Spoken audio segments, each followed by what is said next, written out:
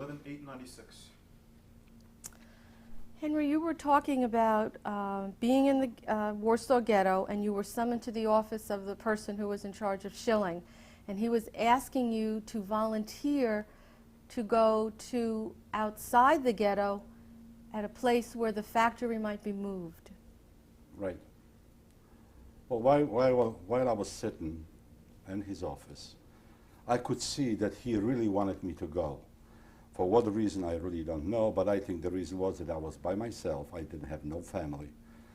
And it would be easier for him to convince me to go than somebody who has a father, a mother, a sister, or whatever. And I felt that I owe something to this guy. You know, he was nice. Well, I says, okay. This is good. That's all. Then, a couple days later, I was told I didn't have nothing to take with me. You know, just bring a couple of shirts or whatever it is, and we're going to go to the new place where they want us to transport the Jews from Schilling into the other factory. And they told me it's going to be, they call it Lubelszczyzna, which is near Lublin. I don't even know if I knew about Majdanek. I didn't know what it is. And sure enough, they gave us a wagon, you know, like a cattle car, but it was clean, nice.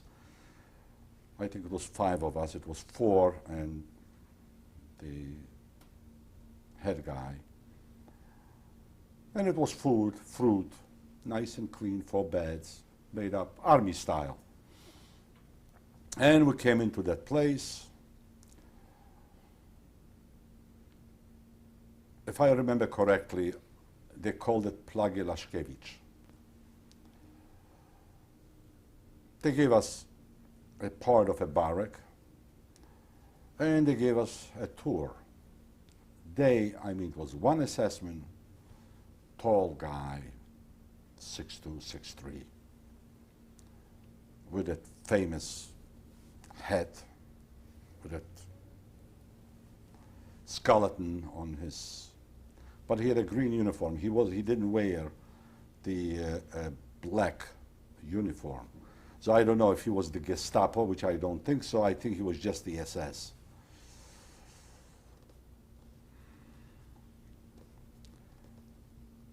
Spoke German, but a German that you could understand.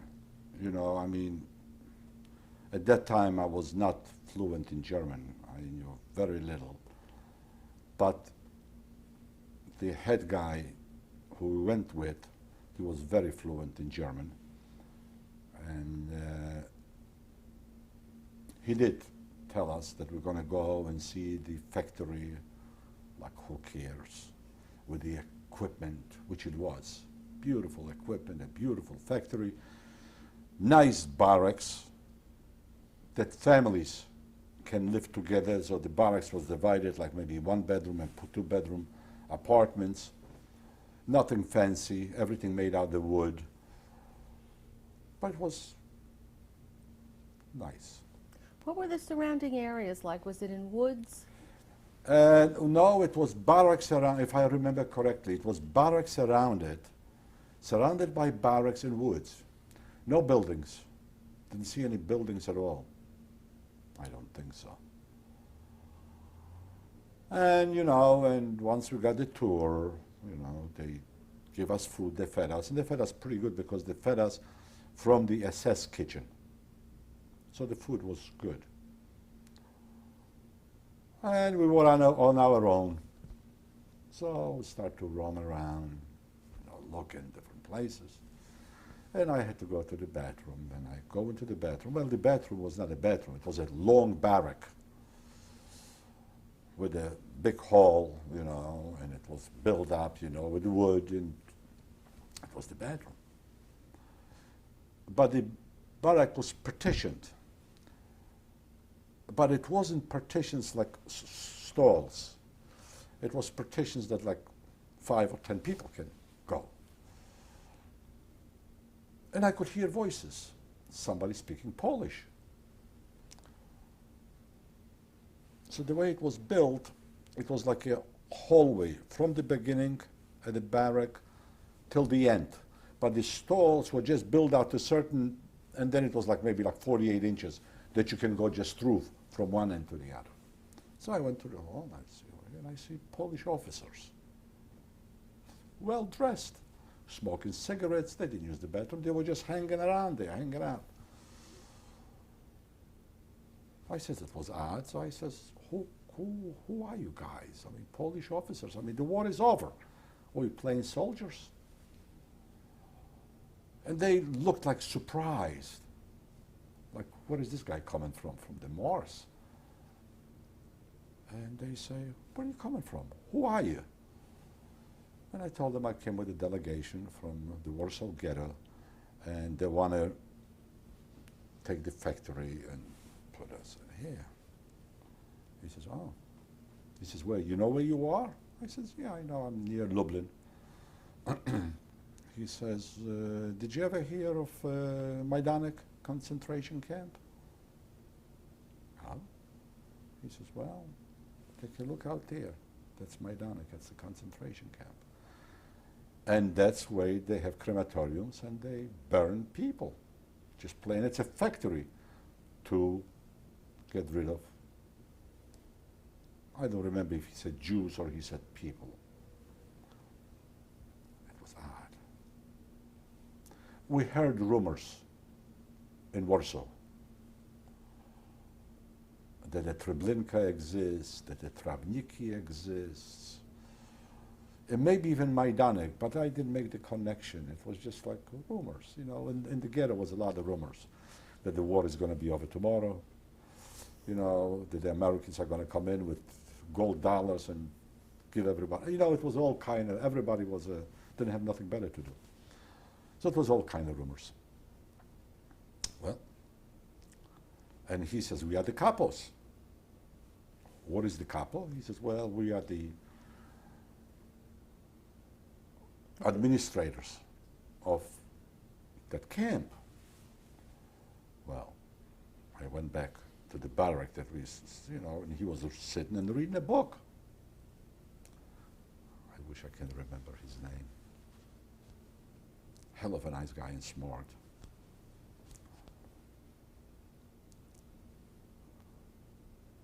And I told him, I saw Polish officers dressed to kill, and I mean they were dressed, fitted, nice, beautiful, clean. He said, you're dreaming. I said, no, I'm not. That's what he told me. That's the way to, can you, I says, yeah, come on. It was a little bit of a walk, went over there. And the same guys were still there, smoking cigarettes, chewing the rag, you know, just talk. And here are the guys. So he got talking to them. And they told him the same story. It was very disturbing.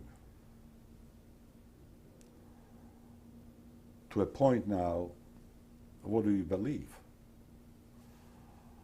And we are delegations.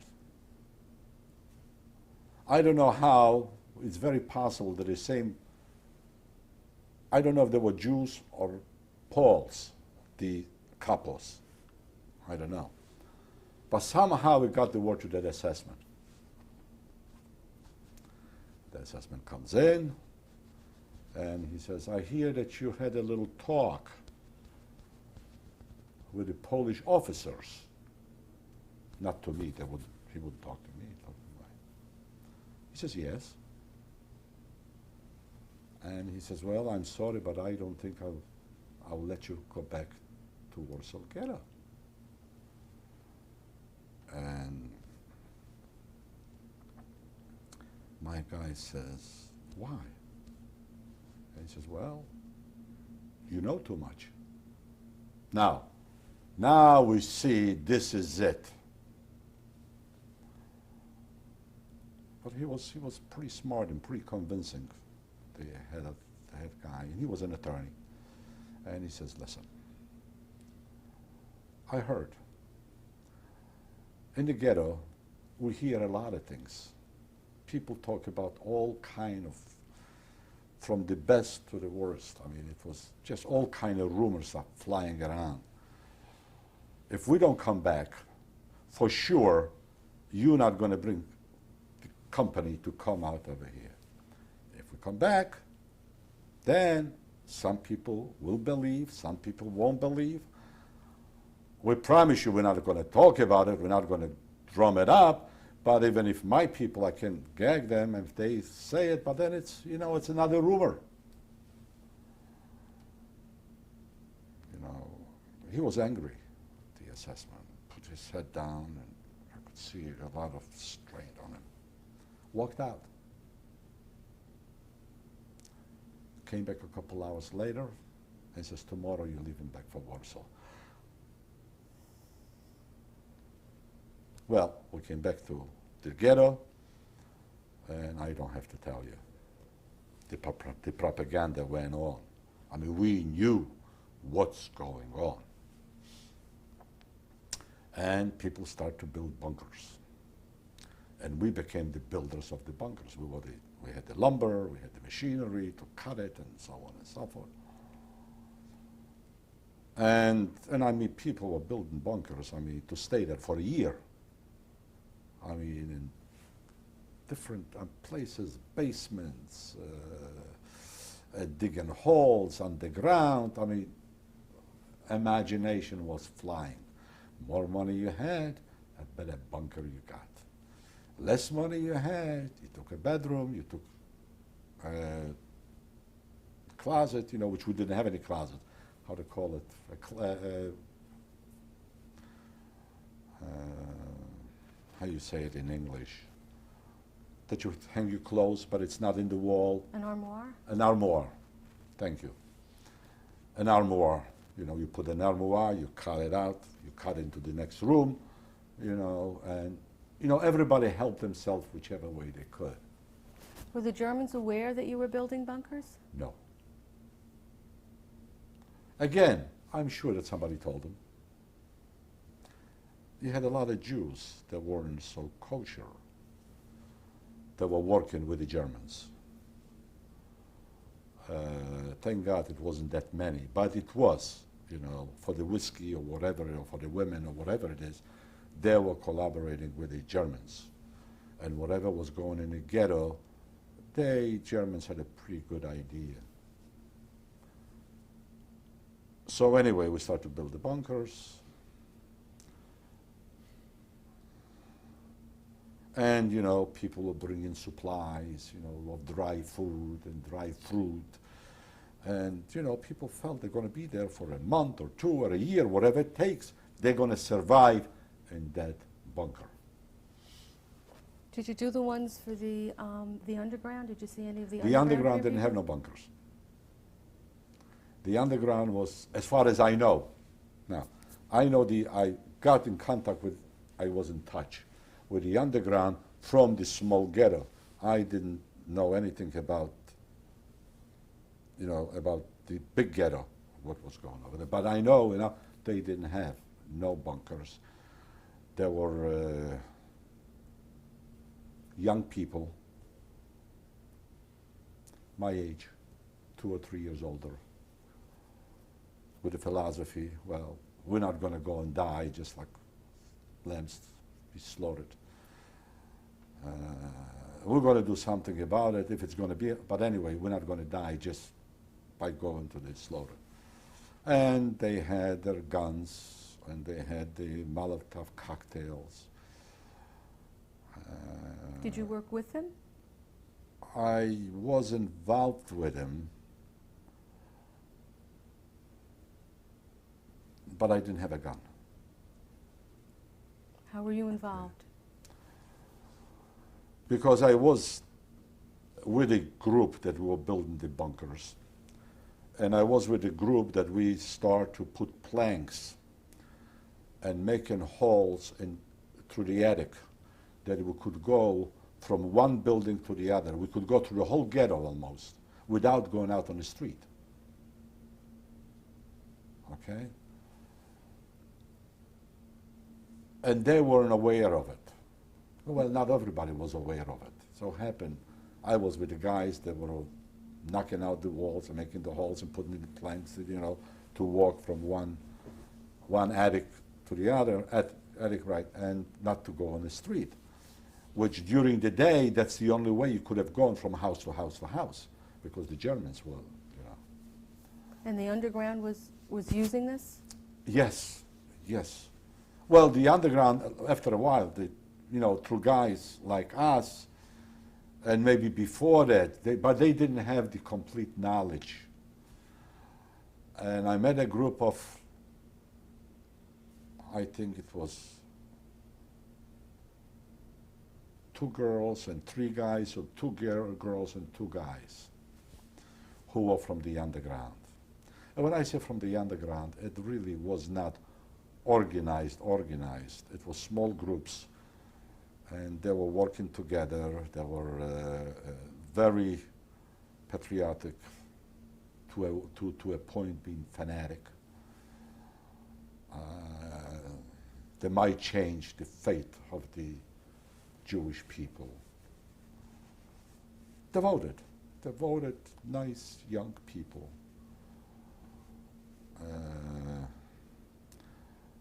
And because I knew what it was, and I liked him, nice. And I was a loner. So I joined them, and then I was showing him how we could go from building to building to building to building, and I was running with him. Okay, maybe I threw a Molotov cocktail here and there, but I wouldn't say that I was one from as the Were you armed? group, right? Were you armed? Huh? Were you armed? Did you have a gun? No, never had a gun. No, through all my life, I never had a gun. That's why I never wanted to be a capo. I never wanted to be a foreman. Let me work in the kitchen and I'd be happy. So I did not have a gun. They did. They had 2 guns. Between 3 of them or 4 of them, they had 2 guns. And things start to get real bad. You know, we're throwing Molotov cocktails, you know, and go to a group of Germans. We didn't wait to see how many was killed or how many was not killed. Just keep on running because, you know, they could throw a shrapnel or throw whatever. So we're always on a go, on a go, on a go. Do you remember the first time that the uprising started, or Yeah, the it first started thing that happened? the first night of the Passover. I think it was in April. By which April? I don't know. 43? Oh yeah, I know. In 1943. By which date? You know, it was April of 1943. It was the 19th. Huh? 19th. 1943. Yes.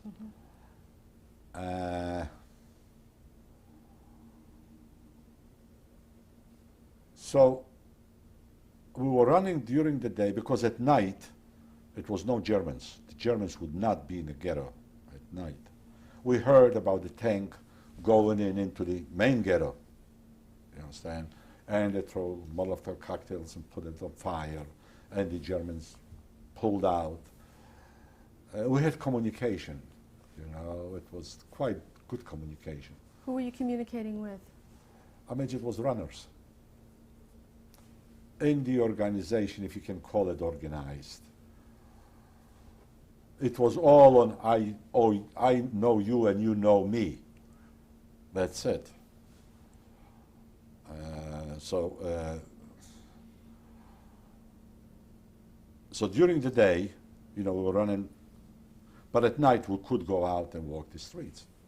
But at that time, the ghetto was on fire. The Germans were throwing in the, what do they call it, the fire with guns, you know, fire. Like the flamethrowers? Flamethrowers, right. So the whole ghetto was on fire. That's how they got the Jews out, like rats. Get them out of the buildings and take them to the Umschlagplatz. So anyway, at night when we would walk, well, during the day, I mean, the smoke was so, I mean, it was terrible. I mean, you couldn't see. So we used to sit in a basement and we used to have the water in there, you know, and then I used to have a white sweater, I remember. I took it off and I made it wet and I put it on my face. I could breathe through it. But it came to a point that my vision got blurred. I almost got blind. I could see, but I couldn't see. Everything was like through a fog. Because of the smoke and the Or the burning? smoke, And yeah. the cinders? And Yeah, whatever, yeah. And then we were all wet because we actually was sitting in water because the heat was tremendous. And when we walked the sidewalks, while we're dripping with the water, you could hear like on the iron, on a wetted, psst, psst. The sidewalks were hot from the fire that was going on. And I knew where all the bunkers are, you know, so every day, you know, we'll go into a different bunker, and I knew the people, and they would let us in, and they will feed us, whatever you call it, feed us, you know, have a little bit of soup, water, whatever. And we went to that bunker. It was well supplied. Nobody was there. Empty. Well, we were hungry, so the girls made a little fire. They had like a little, with a chimney going out. It was like a 4-story building, and this was like all the way down in the basement, maybe even a level below. And I knew the layout because I helped build that bunker. And a lot of food, so they made something to eat, and we were tired, and we fell asleep.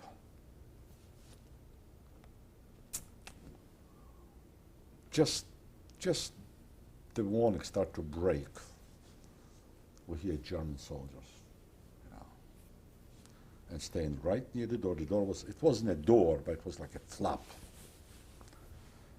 And they say, come on out, because if not, we're going to put grenades in with your hands up.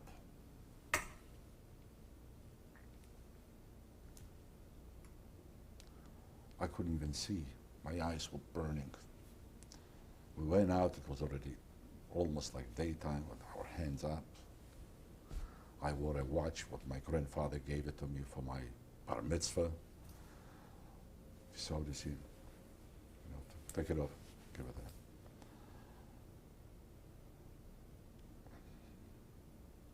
Went through our pockets.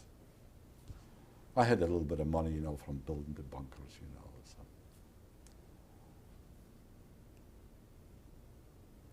And I said to myself, how did they know that we were there? Coming out, I see it. From the chimney, it was a little bit of smoke. Usually when we stayed in any other bunker, we'll make the fire at night, you understand? But when we're done cooking, we'll put the fire out. This time we were so tired, and we just forgot. And that's what they saw, that smoke. And they already cleaned that bunker out once. Anyway, they took it out in the street, and it was already out there, maybe hundreds of people, because they were burning, and the people were running from the buildings. But the Germans told the Germans who went in to take us to the Umschlagplatz, which at that time I didn't know where they're going to take us. You think they're going to take in some alley and just shoot everybody. To keep those four or five separate. Me and the other 3 or 4. I think it was 5, 2 and 2 and 5 of us. And sure enough, it was the Wehrmacht again, you know, but they put one Wehrmacht, you know, he was watching us. We came into the Umschlagplatz. Well, real nightmare. Dead people, already, you know, people that got shot. It was the Ukrainians and the Lithuanians. It wasn't that many Germans. The Ukrainians and the Lithuanians, they were the guards inside of the Umschlagplatz. Maybe it was 1 or 2 Germans here and there, but they were bringing in, you know, Jews, you know, 100 at a time, 200 at a time, 50 at a time, 20 at a time. Whatever they caught, they brought it into the Umschlagplatz. They put us in a separate room.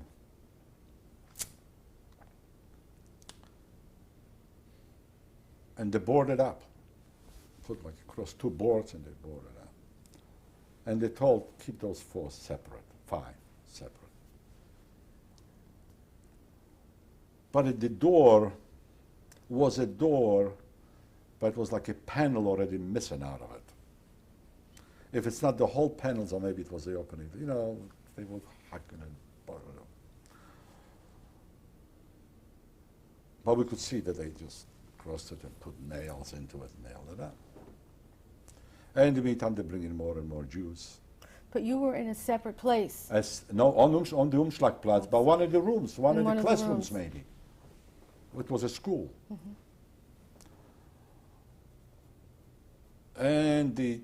And every time they would bring in the Jews, the Lithuanians and the Ukrainians, you know, strip it naked, going through the clothes, looking what they have, looking into the private parts.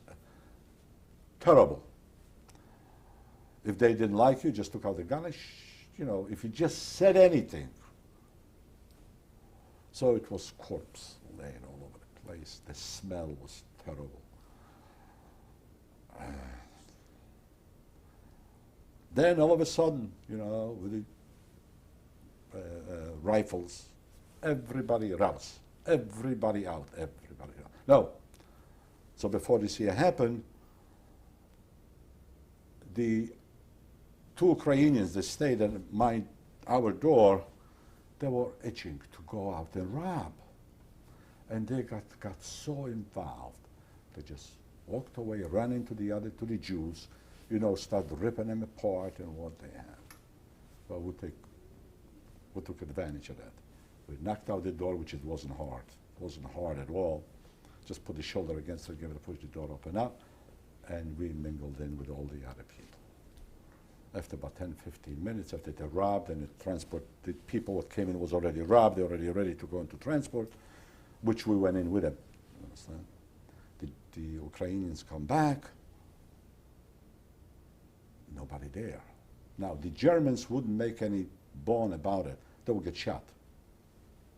I mean, plain and simple. The Ukrainians and the Lithuanians didn't have, the Germans didn't have too much love for them, but they were a good tool to massacre and torture and kill Jews. They had their hatreds for the Jews. So it must have been one smart over there, Ukrainian. You know, they all had black uniforms. And told them, why don't you pick up 3 guys and 2 ladies, put them in, they don't know, and board it up, which they did. We went into transport. Do you know why they wanted you separate? Because they caught us with the guns. They had the 2 or 3 guns. I didn't. I was with them.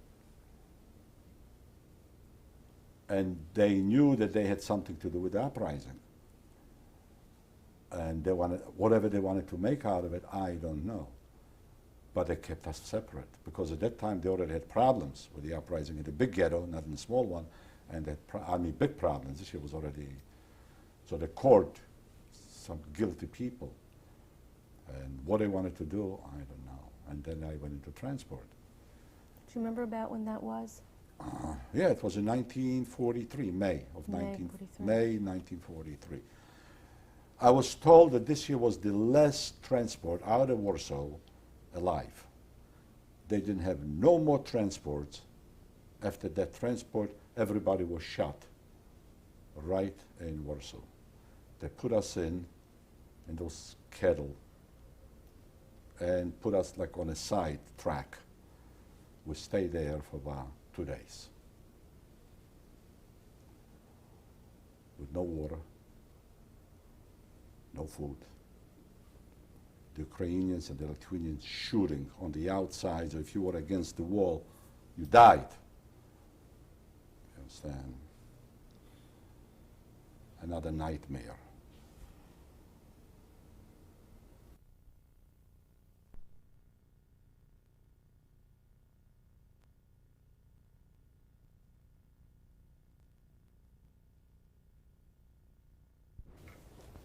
Okay, last time, Henry, you were talking about that you were in a cattle car on the side outside the Warsaw Ghetto, and it was crammed, and the guards were shooting through the walls of the cattle cars, and people were dying. That's right. Well, dying by the hundreds. And then we went in to put a locomotive to it. And I don't remember how long we were on the going with the train, but it was, we got in the morning, and when they opened the doors, I could see I'm in the same place that I was when I went with the delegation. Exactly the same place. Did it look the same? Yeah. Did it have like equipment and everything like No, that? no, well, you couldn't see that. We could see barracks on the outside, on the further away. But the train where we stopped, it was on the same thing. And I don't know how many thousands of people left with that transport, but must have been a lot. More than half died, because after everybody jumped out, the floor was high with dead people. I don't have to tell you, blood and pretty bloody. Everybody else, everybody routes, everybody goes out. And here I see the same assessment. Who gave out the guide, who was talking to us, exactly the same guy with a big German shepherd, with a whip in his hand. I didn't see him with a whip and with the German shepherd. And wow, wow, wow, wow, wow, you know, I mean, roast, roast, roast, roast, roast, roast. Go fast, run. Yeah, Run, roast, go fast. out, out, out, out, out. And then the Germans. I don't remember if the Ukrainians and the Lithuanians, I think they was left in Warsaw. But I think when we got to Plagi Laszkiewicz, I think it was all Germans, I think. And everybody roused. And then the same German going through it. And then he says, "Who's a carpenter?" I said, well, maybe that's my chance. Usually, Jews did not volunteer for anything because you never knew what you were volunteering for. So I think about 20 of us, or 18 or 22, something like that, stepped out. Then he says, "Show your hands," like this. Well, he was looking for calluses. Well, I didn't have too much of calluses. I wear a pair of boots, and I had made out of steel, so my heels won't, you know. And from all the urine and all the blood and everything, as I say, it was pretty yellow, as I just showed you. I'm not that smart, I don't think, but I just rubbed both hands. I went like this, and boy came out nice and yellow. Put my hands out. You know, he went with his, you know, with his whip. "You okay? You okay? You okay? You okay? You okay?" I think he took about 14 or 15 out of the 20 or 22. And the Germans, I don't know if it was the SS or the Wehrmacht, with the dogs, march towards Majdanek. So everybody from the transport walked from that building? From that, not building. Not it a was building. outside, like in a Outside. forest. But was cleared. Walked. They took him all but us, 18 or 15 guys, carpenters, were left, and everything else went into Majdanek. What happened to those people, I don't know, but I have an idea. If all of them died, I don't know, because very possible that they had a selection over there. Some of them, and some of them maybe they kept to do the work or whatever it is. I hope it's some survivors from that time. Anyway, so I stayed, nothing to do. What did they need the carpenters for? It was a pile of wood on one end.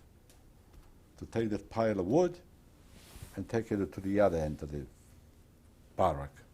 When we all done, take this end, you know, the wood, and put it back. I said, I'm not going to be here too long. This is not good. I mean, Then, a couple of days later, 3, 4, 5 days, I really don't remember how many days, and they said that they need mechanics. So I'm a mechanic.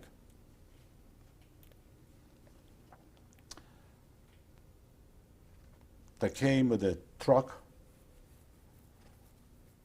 I don't know how many of us got on a truck.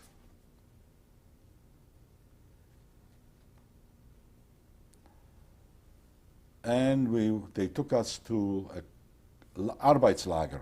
At that time was still an Arbeitslager, Budzin, which is still around Lublin. Came into Budzin, got in on the Appellplatz. You know, it's a place that you are counted. And here comes in the commander of the Budzin, which is Oberscharführer Feix. A sadist if I ever saw one. Blonde, blue eyes, stocky, medium built. And he used to come in every morning to the camp on a white horse. And we had to stay apart, like 48 inches, so you could go with a horse back and forth. And he had a machine gun, I imagine it was small, on a chain. He stops in front of me and he says, "Du bist ein Kommunist." What does that mean? That I'm a You are yeah, you are a communist? Yeah, that I'm a, I don't know. That's the way, I don't know. I don't know why he said it. I know what made him to say it. I didn't look any different than anybody else. Du bist ein Kommunist. So then it was the Lagerältester, which it was and again, a Polish officer. I don't know if he was Polish or Jewish. 6'2", nice man. Why say nice? Because later on I found out that he is nice. I didn't know him that time. And he says, you know, when everybody went into the Entleusung, which it was, they sprayed you with some kind of, you get undressed. It was no water, so they sprayed you with some kind of powder. They didn't let me do that. He says, tomorrow morning you're going to be shot. Everybody goes into the barracks, everybody gets a space, not me. I'm laying on the Appellplatz. He says, you're a marked man. The Lagerältester. He says, you're a marked man. Tomorrow morning he's going to come in, you're going to be the first one. I hate to tell you, but this is it. Well, I don't have to tell you how I felt, but I don't think that I don't know how to explain. I didn't cry, I didn't go nuts.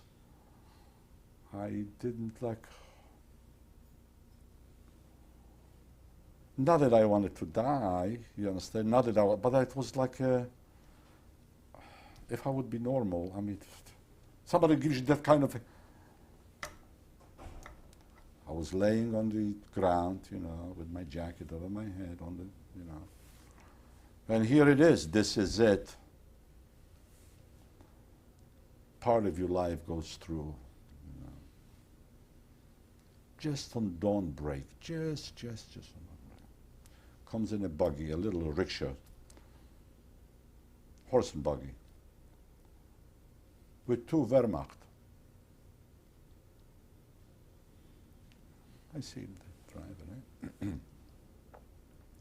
Then all the couples, all the lights go on in the barracks, all the couples, with the sticks. Get out, get out, get out, get out, get out. Well, people don't want to get out because you get out, who knows, you're going to get shot. So everybody's hiding, but hiding. But imagine they didn't need too many people. They get like 30 or 40 people. They got out. Put us in line. And I was the first one. I was the first one. I didn't know what it is, but whatever it is could be any worse than that's what's going to happen to me. And they say, who is a carpenter? I'm a carpenter. And I think another guy, out of the 30 or 40 or 50 people that got the first out of the barracks, I think another guy picked up his hand. Okay. They put out like a little table and 2 chairs for the Germans. And he says to me, well, it was in German, how do you mix politura, which it is, you rub it in furniture, handmade furniture, you know, to rub it in. Was the test question? Yeah, See if you it were was a like, yeah, carpenter? if I'm a carpenter.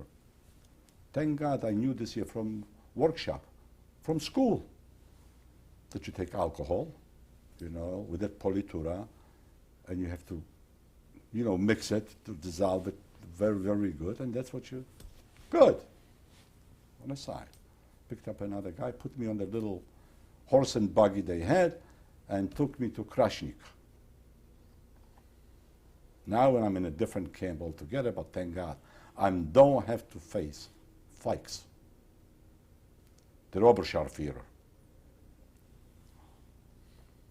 In a way, I could see that the Lagerältester, he was pleased. I could see in his face, you know, like sometimes like, but, well, I'm going out to another camp. So this was still May of 43 then? Yeah, maybe by the end. Yeah, things were happening pretty fast. And I'm coming into Krasnik. Over there is a camp that families stay together. I was told that this here was the synagogue, plus the other buildings. And they had over there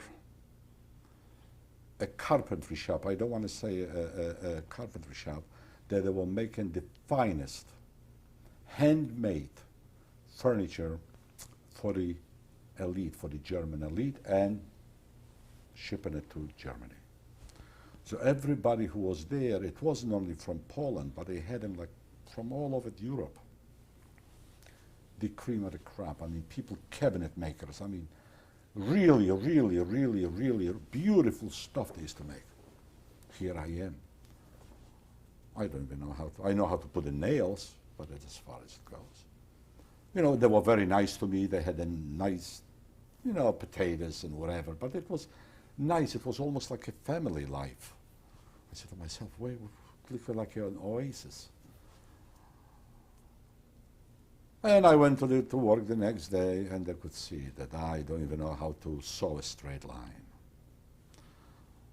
But I made myself useful. I straightened things up. I straightened out the screws. I straightened up the nails. I brought in wood. I put away wood. I would, you know, I kept busy, and I was doing productive work. And they liked me there. And I was there for 4 days, 5 days. They said they had too many people. Somebody told them, the Germans, or they maybe didn't have space or whatever it is. And whom do they pick? Henry Tiger. Listen, we saw, and they were sorry. They really liked me there. They would like me to keep me. But I imagine the Germans said, well, we don't need that many, blah, blah, blah. And they locked me up next to the kitchen in a little room there. I don't know what's going to happen to me. I have the slightest idea. But it was a girl working in the kitchen. Nice Jewish girl. And I could talk to her through the door. And I asked her, I says, what happened? What? She says, I don't know. I don't have the slightest idea. I don't know. But I think you're going to go to Budzin. She didn't know that I was already in Budzin. I says, that's nice. Well, here I have to face Fikes again. And I really got all over again. So I said to her, a few hours later, I was just sitting and going a million things through my mind. I was ready even to maybe run away, which it wasn't guarded. I could have, maybe, but where I'm going to run? So I said to her, do you have a barber here? She says, yeah, he's not a barber, but, you know. So I said, can you ask him to come in and to bring some clothes? So he came in, a nice Jewish man, and I told him, shave my head off. They call my hair, I still had my hair together.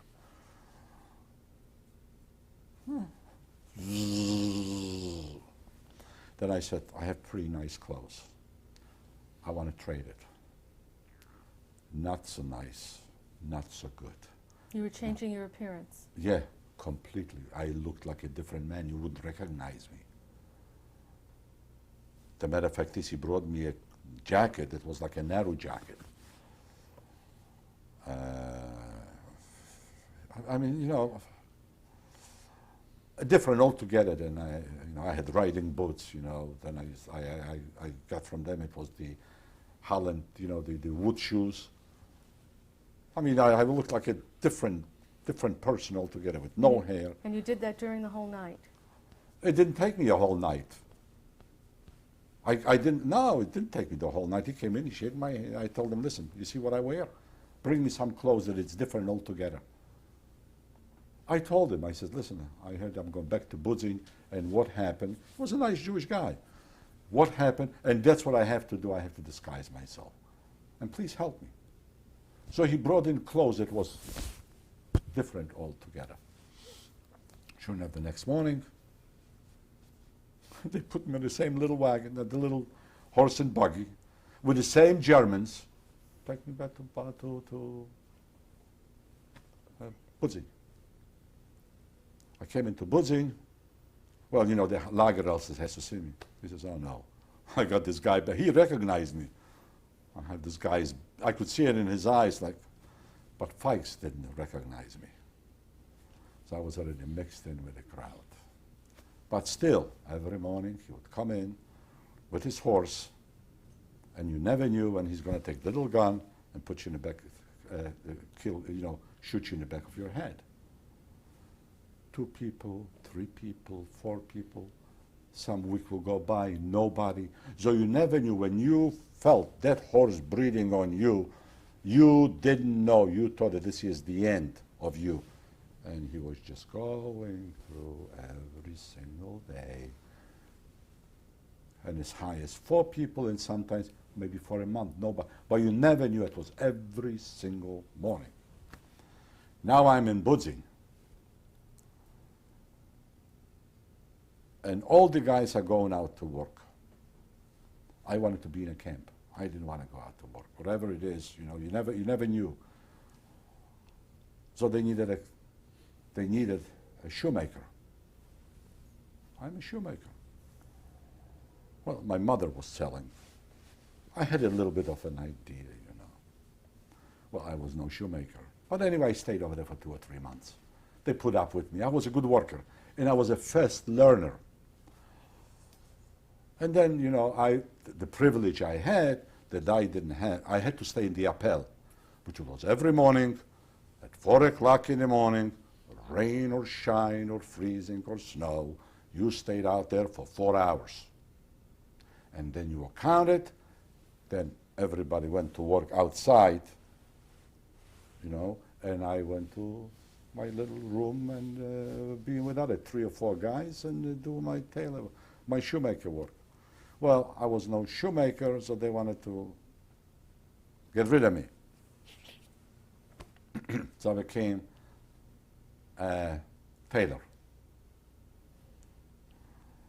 And the privilege was that you were getting your food before the whole camp, the whole lager would come in from the outside world. And you had the privilege, you went to the kitchen, they gave it to you from the bottom, which is, so you got a few more worms. In other words, from the bottom of the pot for the soup? Right. And the rest were getting just the water. At the couples, that's the way I got it. You know, I got a bigger piece of bread. Well, this here meant a lot. This here meant life. Well, this year last for a month or two. Well, I was no. Finally, I had to go out and went on a commando. The commando I went in was for mechanics. They were bringing in tanks from the Russian front. It was a big hangar. And it was the SS with the black uniforms, with the right signal. And they were rebuilding tanks.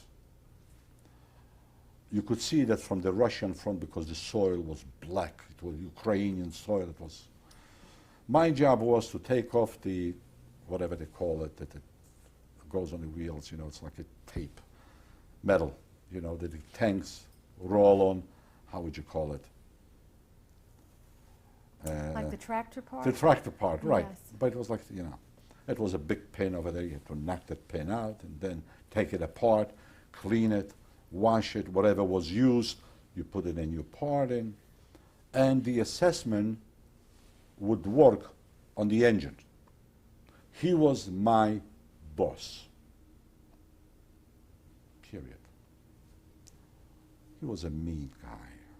And I mean mean. I mean, he was mean because he was an assessment. I was a Jew. But he was a heavy smoker. And I loved it. Because I have a cigarette, throw it out and step on it. Well, that half a cigarette I would grab. I had a little pouch. Open it up and put it in. For this year in the camp, I could buy bread. I could buy soup from the kitchen guys. So this year was like, for me, more he smoked, better I was making out. And after a while, and I, as I said, you know, I was trying to please him. I mean, I was bent backwards. And I was doing a good job, cleaning it up and, you know, those parts and taking it apart. And then later on, he allowed me to have a little can, like a coffee can. I made a few holes in it, and I burned some wood to have ashes. And then when I was trading my tobacco, I was trading for potatoes. I'll take the potatoes, I'll come in the morning. I was coming in before my big Mahav, he was coming like 2-3 hours later. And I'll put a piece of wood in and make the ashes hot. And then I'll put in a couple potatoes, and it was my lunch. It was, you know, doesn't sound like much, but this year saved my life. This year saved my life. And this year was going on and on and on. And then, you know, when the tank would be done, which I think through the whole time I was there, I think only 2 tanks were done. Again, this year was for a haven for the elite SS that didn't want it to go on the Russian front. How long were you in Butz? Oh, I was quite a while there. I was quite a while, and then one morning, it was a commando going from camp to camp on half-track trucks with machine guns. That's how they used to clean out the camps, small camps all over Poland. I think that's what happened in convention. One day, that's what I heard, that one day they came in before they cleaned out the ghetto, they came over there with machine guns, and everybody who was in convention died. That was the first place you were in, yeah. Yeah, right, that was the first place I was in, but I went back to the ghetto. I'm jumping back and forth. So only one morning, you know, everybody out. Well, everybody doesn't want to go out, so they locked us all up in the, and we looked through the halls, you know, the barracks wasn't that tight, not tight at all, and we could see the half trucks, you know, with the machine guns all around the camp, maybe 15 or 20 of them. This is it. This is it. And it was going on, seems like forever, but maybe it was only 10 minutes. I really don't remember. All the Germans on the half trucks and took off. And we're going back to work. The word was that Henkel himself, which I was told, I don't know, that he was Goering's brother-in-law. and that's why it was a haven for the elite Germans. He came in with a helicopter and says, they are my Jews, they're working in my place, leave him alone. It was just like this. This is it. You And- didn't see the helicopter or anything? No, no. You were in the kidding. barracks? No, he didn't know. Yeah, he came in with a Mercedes. You know, they drove him in. The whole thing took a minute. Wow, wow, wow, wow, wow, wow. Everybody's going out on the appel. We counted, back to work. That's how you, I mean, your life hanged on a thread. Well, and I was in Budzin over there, you know, until then they made a concentration camp. From the lager camp, they made a Konzentrationslager, which we got the stripes, we got the hats with the stripes. And it wasn't long after that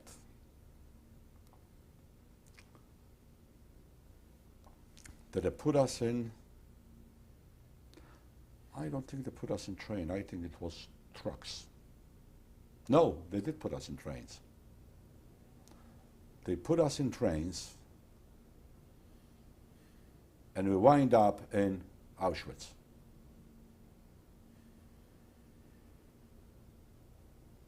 We already heard about Auschwitz. We already heard about Treblinka. We already heard, you know. We're coming to Auschwitz. Everybody out. The thing. We already in stripes, you know. We're not. We already the real. We know what's going on. We are the workers. And they kept us on the sideline of the tracks for quite a few hours. Now, all the guys who are working, being with us, and all this here were all in stripes. They were all Häftlingen. Häftling means prisoner. Jews, Poles. And they say, you know, you're going to be saved. They were with the Germans. I imagine they knew already. You know, you work. Now again, Noah says, Wehrmacht. He says, we see the fire, we saw like the whole sky was red. And the smell of like burned rubber, burned something, burned manure, burns. He says, they're cleaning up the Zigeunerlager to make room for your guys. The Zigeunerlager? Zigeunerlager, it's a gypsy camp. It was through the night. In the morning, they took us into that Zigeunerlager, which it was the gypsy camp. Over there, they made like a quarantine. So any transport would come in, they will make the selection. They make the selection, and whoever is good for work will go into that camp, and whoever is not will go to the crematoriums. And at that time, a lot of transports were coming in from Czechoslovakia, Hungary, a lot from Hungary, a little bit from France, a little bit from Greece. Did you see the people come in? Oh, sure. Oh, sure, sure. How was the selection? How many survived? How many came into our camp?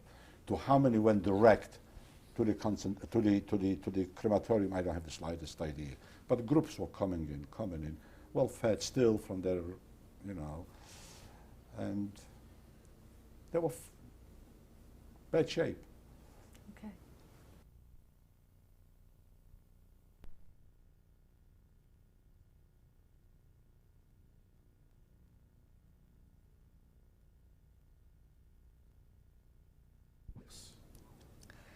Henry, when we talked, you were talking about having arrived in Auschwitz and having been put in quarantine with some other people in an area where gypsies had been. Right.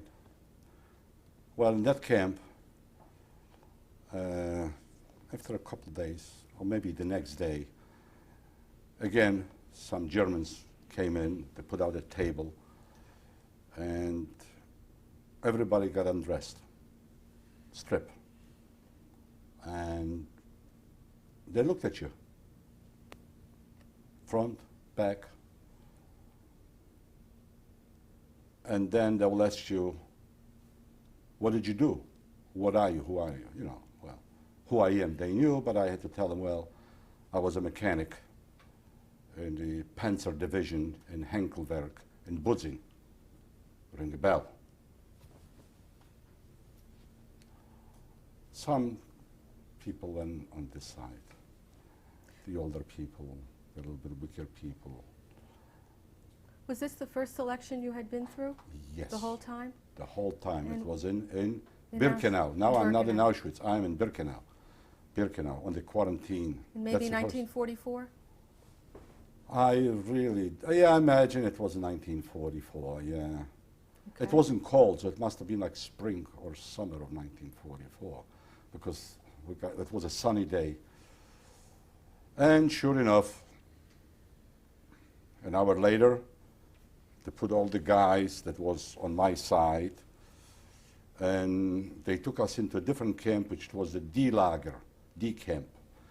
That camp was all the people that worked on commandos, which we had over there the carpenters, we had over there the roofers, we had over there what you call it, the Scheisse Commando, which it was people who were going with the tanks taken out from the, from the bathrooms, you know, pumping out and then taken out on fields, and that's the way they used to do. Strassenbau, that's what I went. And, you know, they had anything that had to be done in any kind of camp, it was coming out of that D-Lager. So this here was all working people. If I remember correctly, I was in civilian clothes. No stripes? No stripes. No stripes. Now, I came with stripes. Let's put it this way. I could wear civilian clothes, which I got civilian clothes, and it was plenty of it through the Sonderkommando that they were working from in the crematoriums. And it was plenty of clothes, you know, for whatever. You could buy a shirt and a jacket on it. And I came into black, I think it was 23, and it was a guy there, big guy, muscle man. They used to call him the father, Ojciec. He was strong. He was like a gorilla. And he says, who is from Warsaw? From Warsaw. Come on up. He was on the top bridge, or the top bed, you know, a red rug, you know, and a little something like a little, you know, thing, you know, with food. And he asked me, where are you from, who you are, what you are, whatever. But by the time we were done, he knew my mother. He was the boss of the guys who used to carry leather from my uncles. You know, it used to be a Franciszkańska that used to have all the wholesale places of the leather. Mm-hmm. And he was like the union boss. Did he help you? Yes. Now, when I told him who I am, so he says, "Is Topche your mother?" I said, "Where did this here gorilla knows about my mother?" So I said, "How do you know my mother?" He says, "Well, I know all your uncles." He says, "We used to unload the tractor trailers. They used to come in. He was the union boss. And you were paying from each bundle, you were paying X amount of zloty." And now this is before the war, right? Before the war. And anyway, so he calls one guy, Heinz, and here is a German, because how did I know? They had a green triangle. The Jews have a yellow triangle, the political had a red triangle, and he had a green. That means he's a Verbrecher. A Verbrecher means he's a killer. So he killed somebody, and instead to put him for life in jail or kill him, they made him a capo in concentration camp, which had quite a few of them. Mean guys. Well, he calls him over. Heinz comes over. Jawohl, you know, like he's talking to the. He says, "This here is my son." and you treat him as such. He was the capo were going out to Straßenbau to build streets, going out to work every day with an orchestra of about 60, 70, 80, the best musicians from Europe going to work. The commando that I was going out was only of 10 people. And what did you do? I became the engineer. I got a couple crosses with a piece of string, so we just make this straight line. The other guys, they were they were bricklayers, but they're cobblestone. So you were making a street. Street, right. We were making the street, and the women used to bring the stone. Was this This inside? was an FKL, Frauenkonzentrationslager, which it was the concentration camp for women.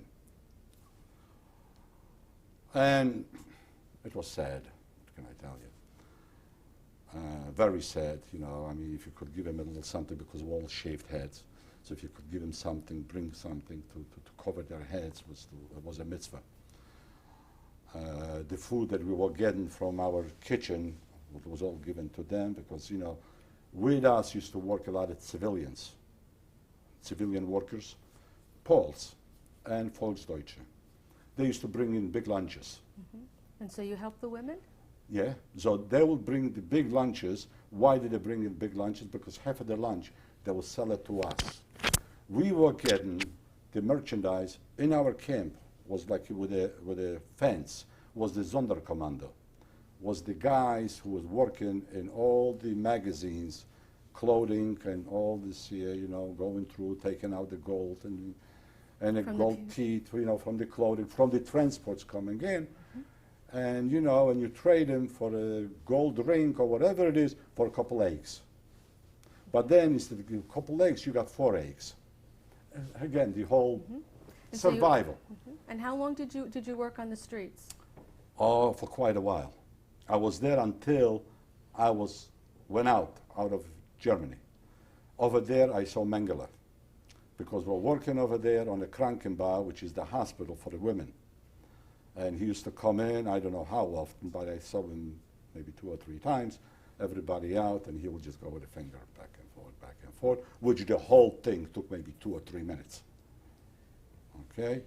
From there, from Birkenau, again, the Russians were coming close, and they advertised, they were not advertising, but the loudspeakers, if you come into the train, you're going to get 2 pounds of bread, a big loaf of bread, which I went, I got a 2-pound loaf of bread. From there, I went to Sachsenhausen. In Sachsenhausen, I was a very short time, didn't do too much, went into transport, got into Oranienburg. From Oranienburg, again, the same thing as in Sachsenhausen, not much to do, and I didn't want to stay in camps. I was nervous, nothing to do, in transport again, and came into Kaufering. In Kaufering. And that was back in Germany. Now, yeah, right. Now I'm in Germany. No, Oranienburg, Sachsenhausen was already Germany. Auschwitz, Birkenau was the less Polish, on the Polish ground, you know. Coming into to Kaufering, and in Kaufering they had a cement works, which is a cement factory. You didn't last too long. You were breathing in the cement and going to your hair and going through your skin. You weren't fed right to begin with. And they wanted me to go on the, but the Lagerältester was a man that I knew who was on my block in Germany. So I went to him and I said, listen, please, I don't want to go in the cement work. How did he help you? Huh? How did he help you? He put me in the kitchen. He asked me, what do you want to do? What can I do with you? No, so he says, do you want to become a Lagerkapo? I says, no, I don't want to be a Lagerkapo. I don't want to be a capo. So he says, what can I do for you? He says, well, put me in the kitchen. Now, I didn't want to cook because I was afraid they would throw me out. Potato peeler. I'm safe. I became a potato peeler in Kaufering. Done it for quite a while, but people were dying. I mean, they were coming back Muslim, I mean, with all kind of sores, you know, from the cement factory. Yeah, from the cement factory. until it came a time that the Lager couple came in for me and says, you going tomorrow on this cement work. I said, not by you life, you understand? And he didn't like my answer. He gave me a few kicks. I gave him a few belts. We had a big fight. I think he came out on the top. He beat me up pretty good. I went to the Lagerältester. He was a Czech Jew. And I said, listen, I don't want to go on the cement work, because if I go on the cement work, you know. He says, I know. What can I do with you? He says, I says, well, what can you do? He says, all right, I'm going to put you on a Krankenbau. Kranken, it was like a dispensary, until we figure out what we can do with you. So this way, the Lager couple is not going to have anything to do with you. Stayed there for about 2 or 3 days. Then the Lager came in. He says, listen, it's a good transport going out to Natzweiler, and it's good. It's as good as any place else. I went into transport, which it was by trucks. They took me over to Natzweiler, and in Natzweiler I was working in the, I think it was for Messerschmitt. It was underground, with a big mountain underground, and I was a riveter. What were you riveting?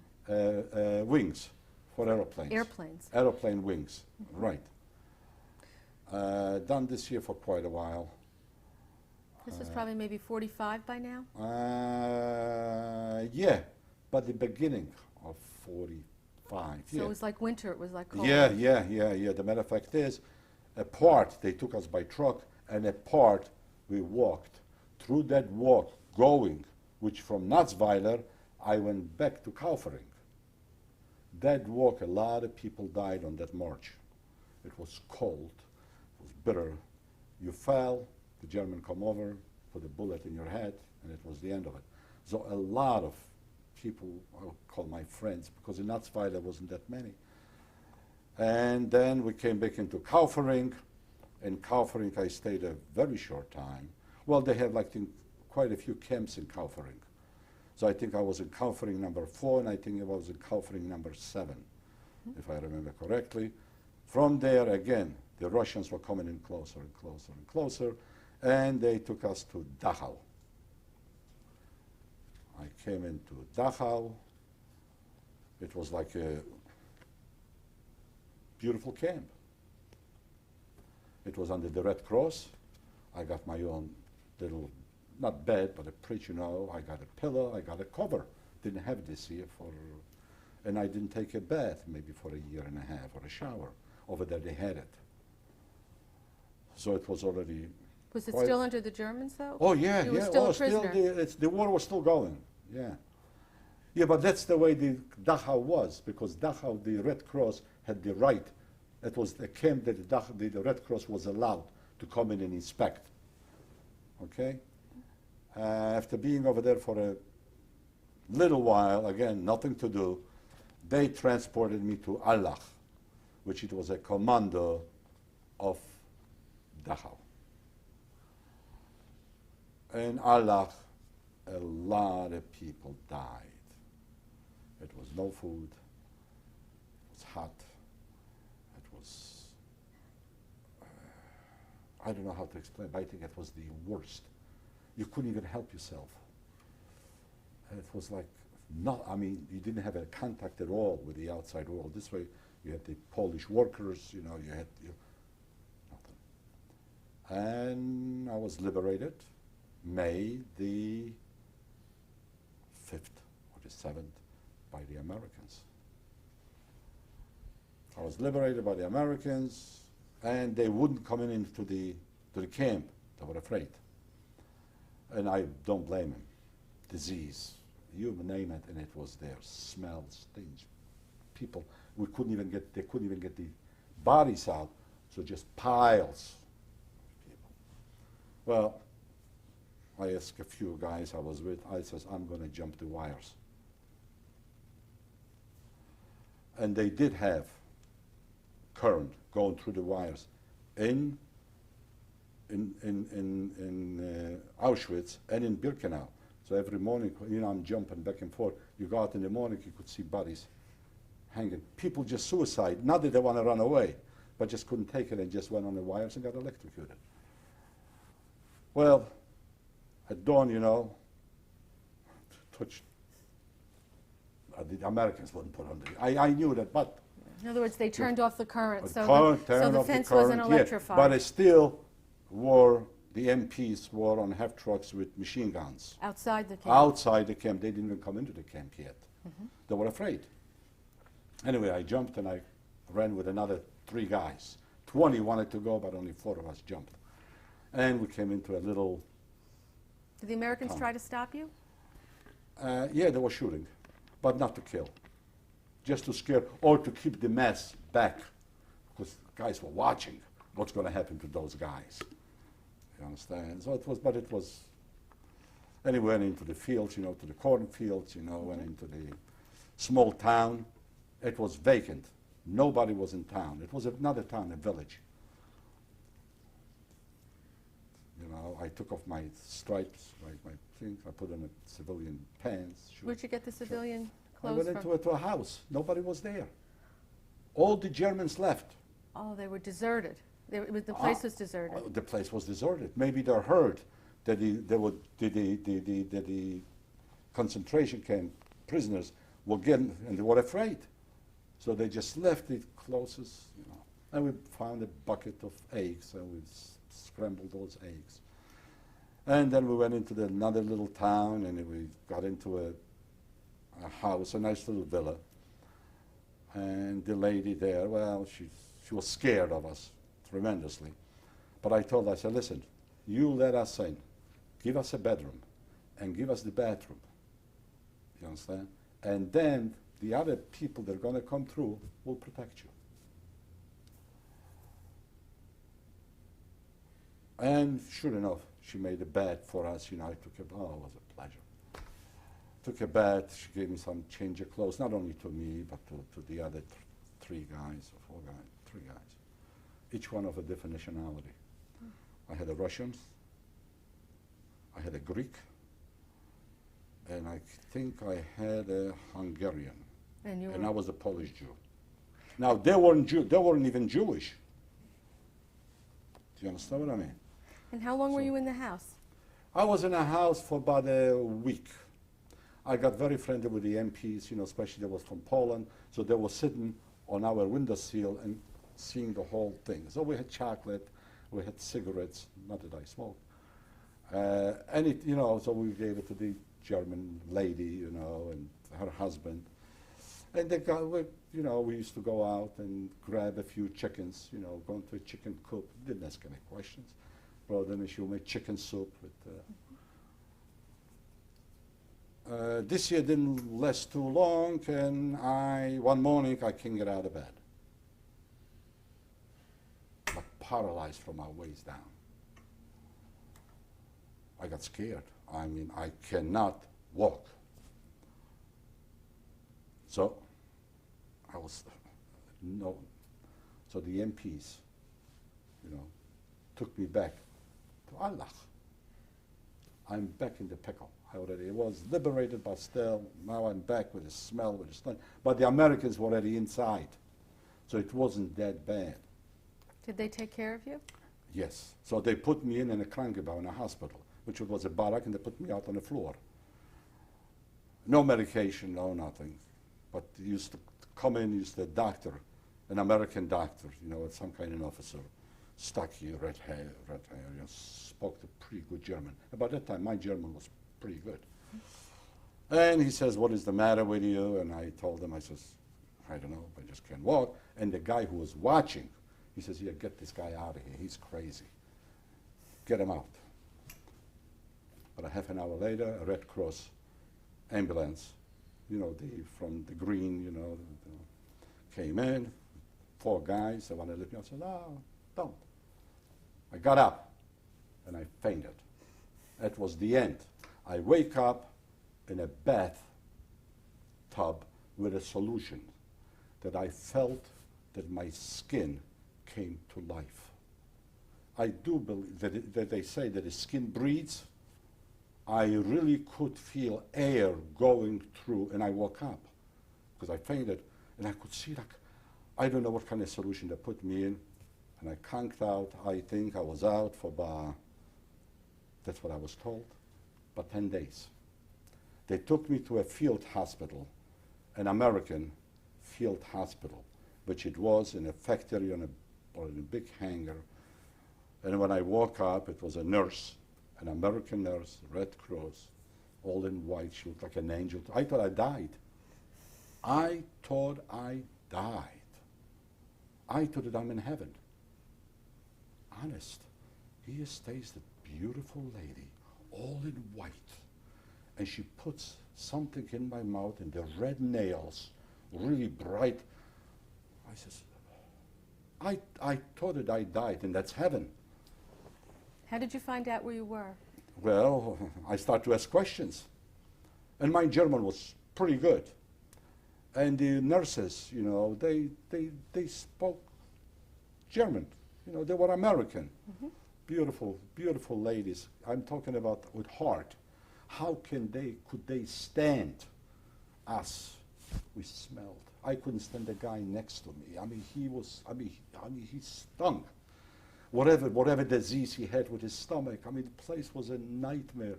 And they were there going like angels, helping and helping and helping. Sponge washing. And what can I do for you? And bring a little bit of juice, and bring a little bit of tea, and bring a piece of orange. Anyway, I started to get better and better, and I couldn't stand the guy next to me. I mean, he smelled, whatever his disease was. So I asked the nurse if I could get something that I can go outside and smell a little bit of fresh air. She says, we don't have any, but we have some clothes, you know, German, you know, like a field, you know, with different colors, green, green. I says, yeah. She brought it over. I put it on. I left the hospital, never went back. Went out on a highway, and they thought that I'm German, and a truck picked me up, a German, picked me up. He says, in German, where are you going? I says, Munich. Took me to Munich. I came into Munich, went on a trolley car, you know, they didn't ask me for money. I looked like a beat-up soldier, you know, just came from the Russian front and the camouflage. And I went to Mail Street. I found out already where is the black market. Let me see, I knew I'm going to find some friends over there. And they told me Mailstrasse. I took the trolley car, I asked the conductor to tell me to Mailstrasse. Got there, and I saw guys. And they already had civilian clothes. It was already like, wait, don't forget that this year already like 4 weeks passed. But nobody wanted to take me home. I must have looked pretty bad. Nobody wanted to take me home. But one guy says, you know, it's Schwabing. It's a hospital outside of Munich. You take a bus or a trolley car and go over there, and they will give you shelter. Now they're going to give you shelter, but they have doctors. You look like you're dying. Well, I was just out, you know, I went to Schwabing, and it was over there, the Oberschwester, which is the Oberschwester means it was run by Catholic nuns. And I remember her face, red cheeks, you know, with a white thing, you know, listening, big desk. And she says, welcome. Because if they had many DPs, they had bigger, more they got from the American occupying government, from the military government. Mm-hmm. And so she was, I'm glad to have you. Nice. They gave me a nice room. And by myself, you know, with a cross on my thing. And how long were you there?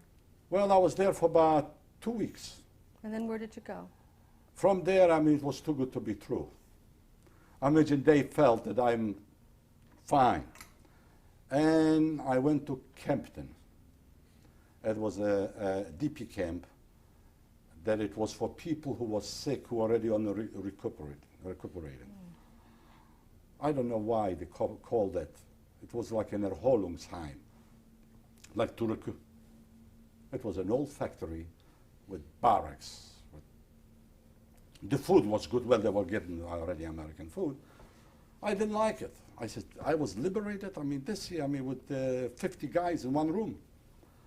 And I heard that they opening up a new DP camp in Bad Verishofen, Josefsheim. Again, out on the street, hitchhiking. Hitchhiked to Bad Verishofen, came into the camp, Josefsheim. It was just start to get together. And it was the guy who was in charge, was Severin Zweig, Jewish man That was from his name? Lodz. Yeah, Severin Zweig. And he became he spoke a little bit English, and he was in touch with the military government. And again, I'm back with the Catholic nuns. This year was a home for priests that were going over there for vacation. Beautiful gardens. I have a picture of it. Beautiful place. And he became and a friend of mine became the secretary. So we were there, you know, and it was a lot of Russians again, a lot of Poles, a lot of Ukrainians, a lot of, you name it, and it was there. All people who were sick before. So that Zweig says to me, you know, I'm the Lagerältester. And Manek Tenenbaum he's in California now, is the secretary. You become the mess officer. I says, you got yourself a man. I got the keys to the warehouse and making menus with the they were doing the cooking, the Schwesters, you know, which is the nuns, and that's all they cared. Don't ruin my place, and we really kept it in shape. We didn't let anybody get out of, and we had like 2 or 3 guys in each room, kept it nice. They were doing the cooking. You know, every week I would go with a truck and pick up from the UNRWA, pick up supplies, bring it in, and then every day we'll go through the menu and give them out the food. And once a week, everybody's going to get like a quarter pound of butter and a quarter kilo, not pound, which is like a half a pound of butter, half a pound of sugar, half a pound of coffee, so many cigarettes, so many candy bars, blah, blah, blah, blah. I always gave more, because the guys that I knew over there in the UNRWA, they were nice, but they didn't look. So I load up the wagon, and they didn't. They were nice. They were nice. And how long did you do that? Until, for quite a while. Almost, I left 1948, till the end of 1948. Now I'm talking 1940, beginning of 1946. So it was like for 2 years. A year and a half. And that's how I met my wife in Bad Verishofen. So anyway, I was very happy with that position, gave me something to do, and the guys were nice. The whole camp was very, very nice people. Nice, everybody was nice. It was men and women. And I mean, it was Catholics, Protestants, Jews, Muslims, you name it, and it was there. But it was like a melting pot. We just got liberated. Everybody was nice. Everybody cared. And we needed that understanding and that warmth. And so it was a very nice camp. And that's where you met your wife. And that's when I met my wife. How did you meet her? Well, I met my wife. And it was by coincidence. And I always said, she married me because she thought that I'm only Jew alive.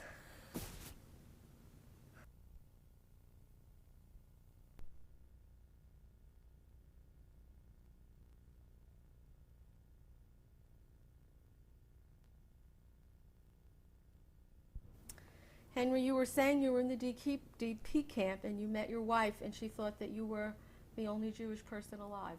Right. I hope she said it in a joke. Yes, she came in with a field hospital with an American Red Cross. And I was in that time in the DP camp, and somebody came in and said that they saw 2 beautiful Polish girls. I didn't know that she was Jewish. And we went over there and we got talking over the fence. And then we got permission to go and visit them. And they told us they were Jewish. And till that time, which was maybe a day later, she didn't know that I was Jewish. She thought that I was a Gentile, you know, and we're talking in Polish. Oh, once she found out that I'm Jewish and it's some other Jews, well, it was like a relief and joy. And we got married in 1946 in May, which it was right after, a year after the liberation, which I always used to come back to her. I says, you know, I was liberated only for 1 year. That was a going joke, you know, I'm the only Jew and I was only liberated for 1 year. Anyway, she was a wonderful person. Her maiden name was Jeanette Gottlieb, and she became Jeanette Tiger. She survived on Gentile papers through the whole war. She went from Poland, she went to Germany as a governess for a child that she worked in Poland for a high official, German official, and they liked her so much. So when the wife and the baby went to Germany, they took her with them. And she worked with, I think the name was, we'll have it on the tape. She has Ausweises and so on and so forth. And she was there for a while until a time came that the German government says, well, you guys have it a little bit too soft. We can't afford to give you governors for your children. And she worked for a gardener. She worked in a bakery, you know, I mean, over the counter. Her German was perfect. And she knew English. She's much, much better than I did, which I didn't. On one word, I knew it was okay. This is it. Everything was okay. And in Germany, we got married. And we stayed in Germany until it was time to come to the United States. Before that, they dissolved the DP camp, Josefsheim, in Bad Werrishofen, and everybody had to go in private, which I went private. I rented a room with a German family. It was like an attic that was separate. I didn't have nothing to do with him. Not that I just couldn't stand the German language. It was bothering me, and I just didn't want to, not that I was bitter. It was just, leave me alone, okay? And then my wife got a job in Landsberg, which it was around 25, 26 kilometers from Bad Werrishofen. And she lived over there with another 2 or 3 girls. She got like a little apartment, and she worked in a hospital for a doctor. She was a secretary, do secretarial work, and I stayed there. I spent more time in Landsberg then. I had a motorcycle. I got my driver's license, and I was going with the motorcycle back and forth. I enjoyed it. Was this after you were married? Yes, after I was married, yes. I bought a motorcycle, and I was going to Landsberg. Going to Landsberg was like a half an hour ride, 20 minutes ride. And then I used to bring it to Bad Werrishofen, so it was, and we stayed in there. Actually, we stayed in Bad Werrishofen, but she was registered in Landsberg because she had a job in Landsberg. It was one of the big camps. I want to bring something, but when we got married, she didn't have any Jewish papers, and that's all she had is Gentile papers. So I had a hard time persuading the rabbinat, the rabbis from Landsberg, the ultra-Orthodox, that she's Jewish, which I had to get 3 witnesses who knew her from before the war.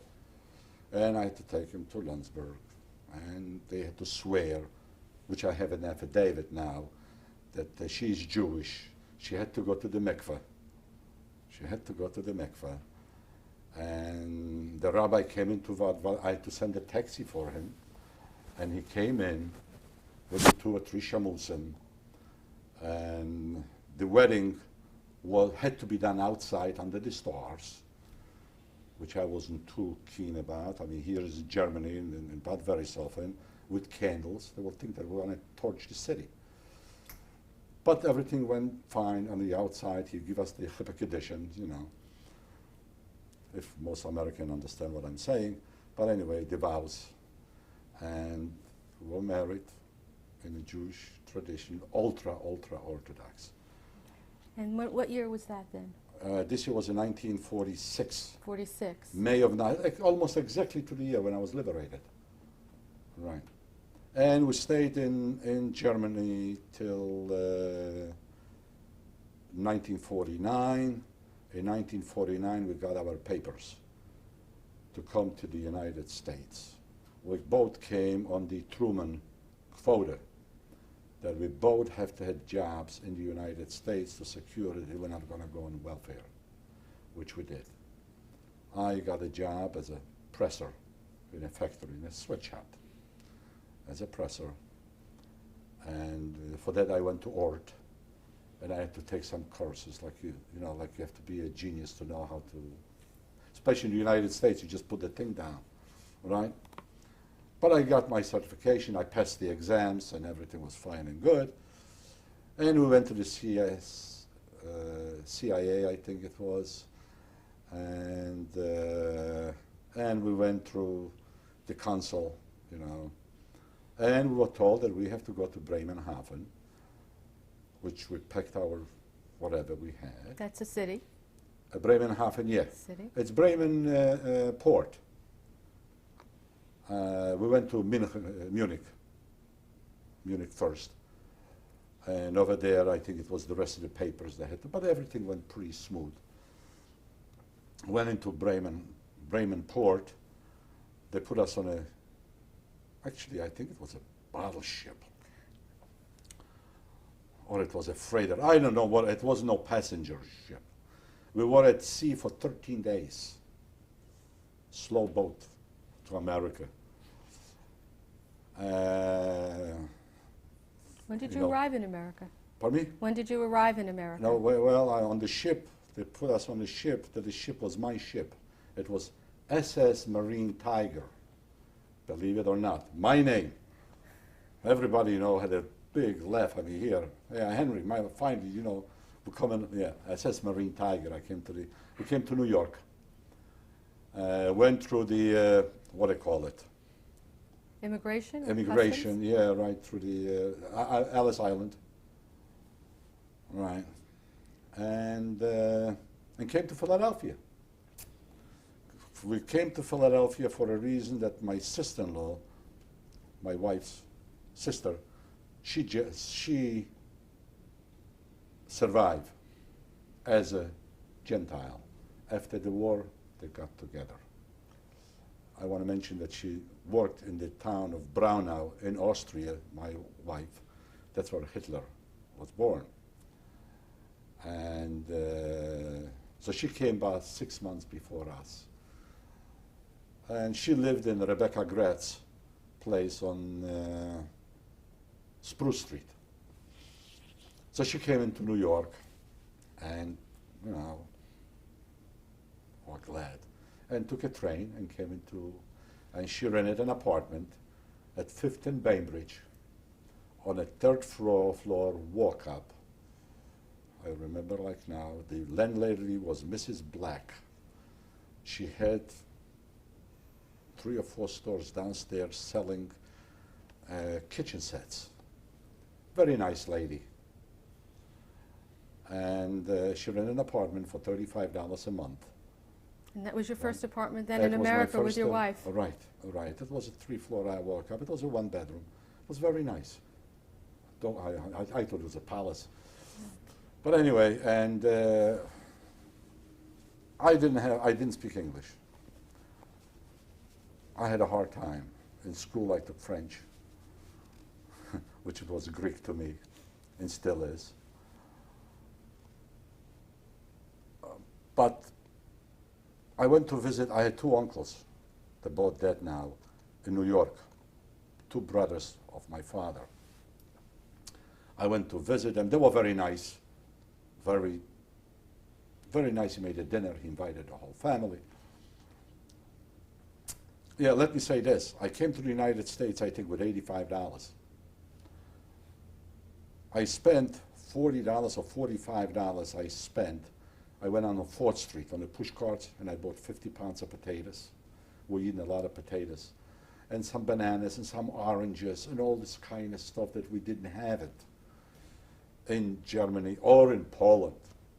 Anyways, I was left with maybe like $35 or $40, so we went to New York. We bought train tickets and went to my uncle. And I suppose we went over there on Friday, and on a Monday I supposed to go and start to be a presser. And I didn't know that those days it was a sweatshop. You know, after dinner, my uncle, it was Nute and Nafture. So one uncle says to me, "So what are you going to do in America?" I said, "Well, I have a job." "What kind of job do you have?" I'm going to be a presser." "You're going to be a presser?" I could see disappointment on his face. He says, "Put on your jacket."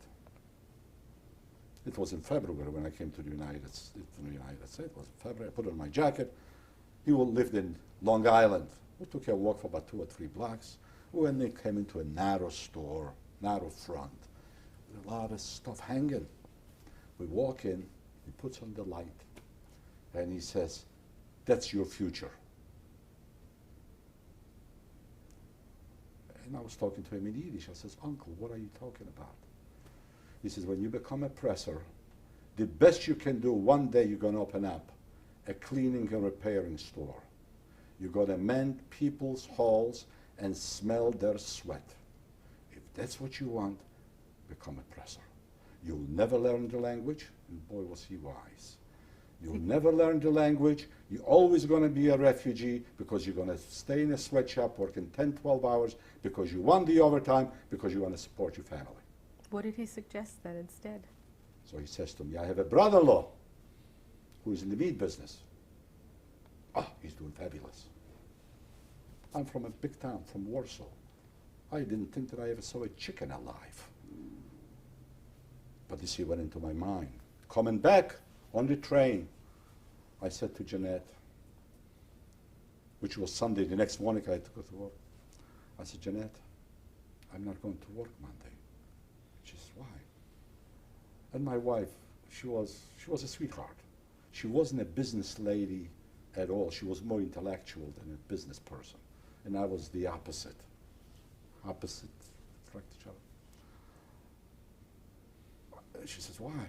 I says, "I told her the story with my uncle." She says, "Well, that's what you want to do. We have $35 left. That's what you want to do? Well, that's what you want to do." And another thing we decided in Germany that we don't want to have any kids. We didn't want to have any kids born in Germany.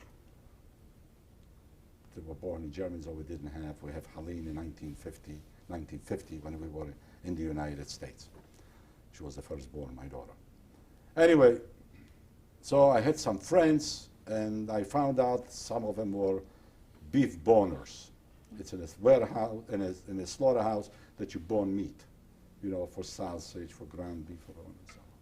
So I got talking to them, and they says, "Yeah, it's a good paying job, but it's hard work. And you have to know what you're doing." I says, "Where is the place?" They told me where the place is. I had a hard time because it was union. I was in union. I got in the union. I don't want to make a long story. I'll make it short. I got the job. And I told him that I know how to cut meat.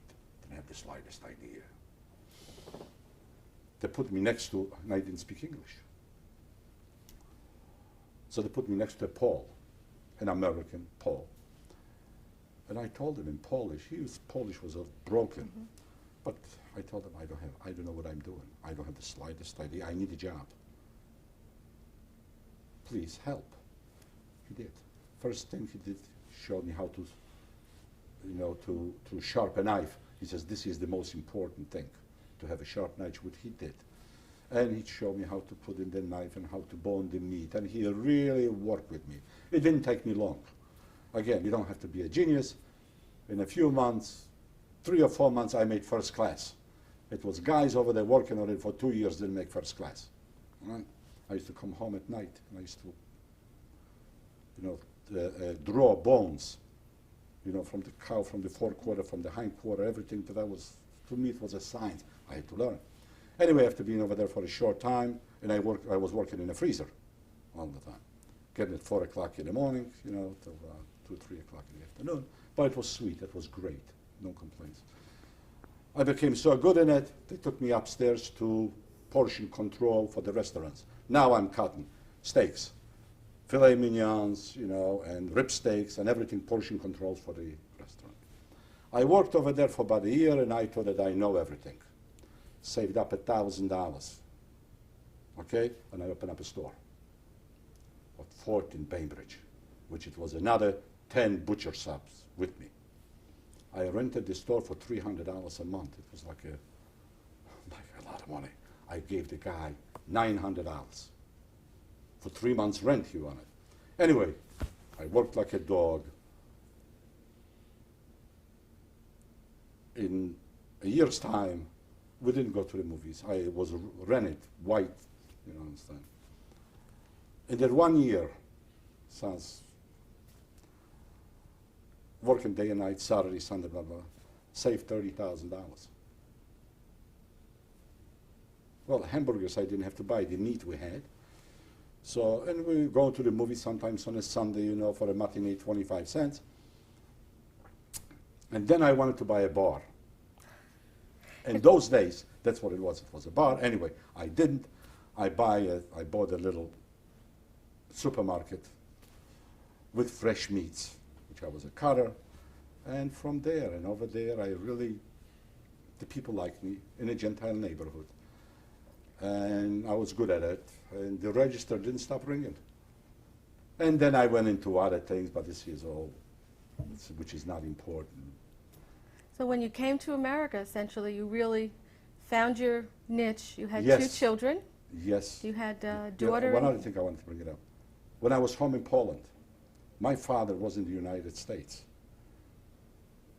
for 3 or 4 years. Went back to, not Poland, it was Russia. He was caught, he went to the Russian army.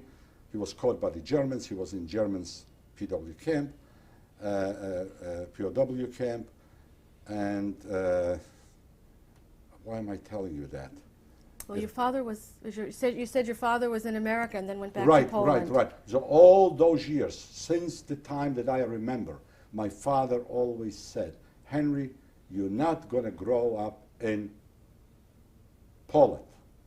You're going to go to the United States. Mm-hmm. Over there, every night is Friday night. I said, what do you mean Friday night? He says, yeah, every night you can have chicken soup and fish. That was his favorite words. So here I was in the United States. God bless America. Yeah. Nobody was laughing at me because my English wasn't right. Everybody thought it was cute. Everybody was very helpful. And the only country in the world that you have religious personal freedom.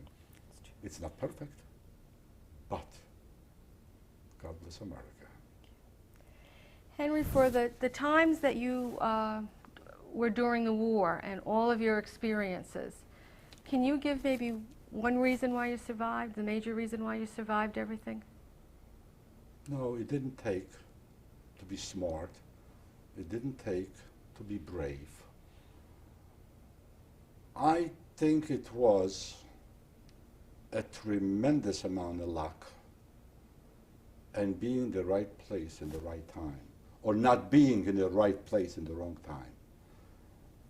Luck. It didn't take any brains, it didn't take any education, it didn't take if you good looking, bad looking, if you left-handed, right-handed. The only thing your crime was that you were born a Jew. It didn't matter if you were political, whatever. It didn't matter about anything. But the only thing it was, you were a Jew, you were branded. From your experiences now that you've had, is there any advice that you might give or any message that you might want your children and your grandchildren to know in terms of perhaps what you learned during the experiences? Well, to me, I don't know. I hate to give advice. I suggest. My kids know about it. Sometimes strongly, but I only suggest. I never tell.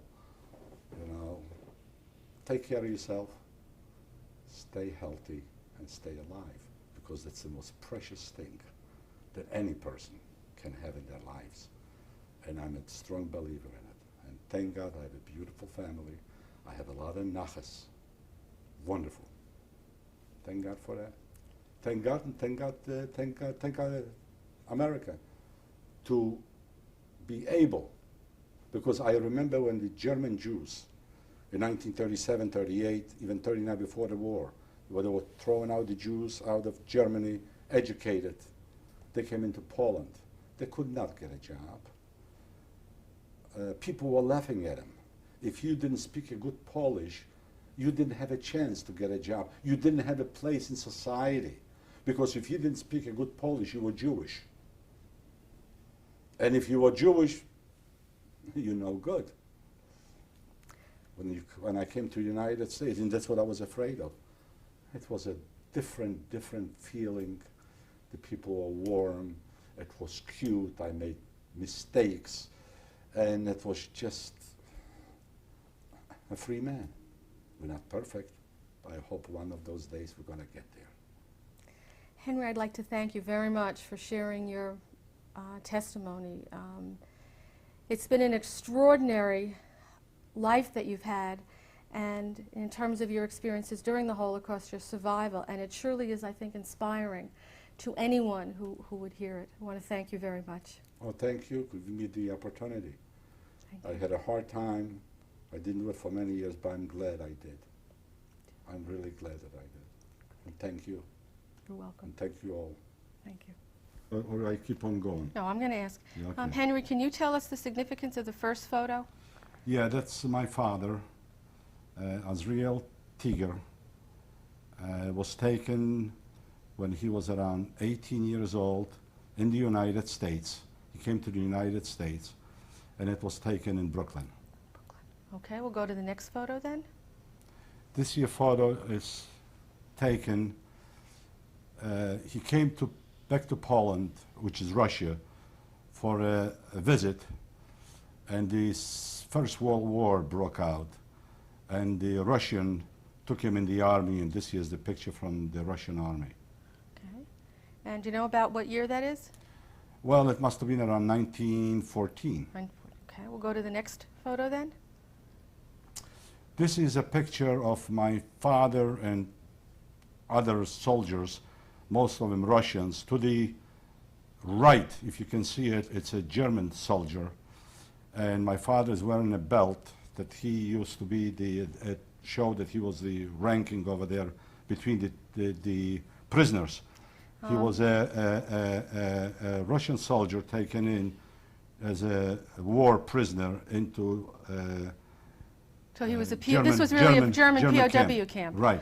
And he's the person with the belt, so that would make him Right. second from the left. Right, second from the left. Okay, and the next photo? This is a photo taken outside the Girardov, which it was like a summer place. And it must have been taken around 1930, 31. Starting from my left, that's my mother On the top. on the top. Then it's my grandmother, my father's mother. Then it's my aunt, my father's sister. And then it's my Hannah, and then her son, Nathan. Going to the next one, to the left, it's the middle row. It's my sister, Miriam. Next to her is my aunt, a sister of my father, Sheinel. And next to her is her husband, Leon. And next to him, it's me, myself, when I was around 80 years old. Then on the bottom, it's the twins, and they're both twins of the sister Hannah. Do you know their names? Yeah, Kuba and Sam, I think. Okay, we'll go on to the next one. This is a picture of my sister, who was, I think, about 2 or 3 years older than I am. This year, I imagine, was taken around 1921. Okay, and the next one? This is a picture of me. It was my first picture after the liberation, which it was around September or so, maybe 2 or 3 months after the liberation in Germany. In 1945. 1945, yes. And the next one?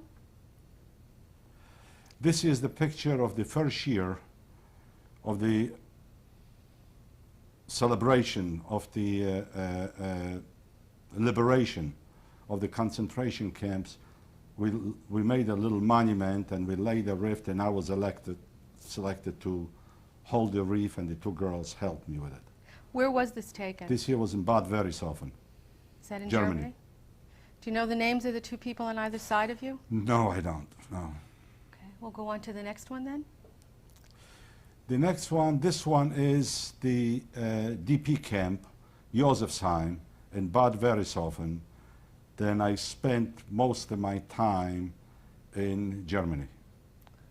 Okay, we'll go It to- was ran by the Catholic Church and by the nuns. It was run by the nuns. It was very, very, very nice, and we kept it nice.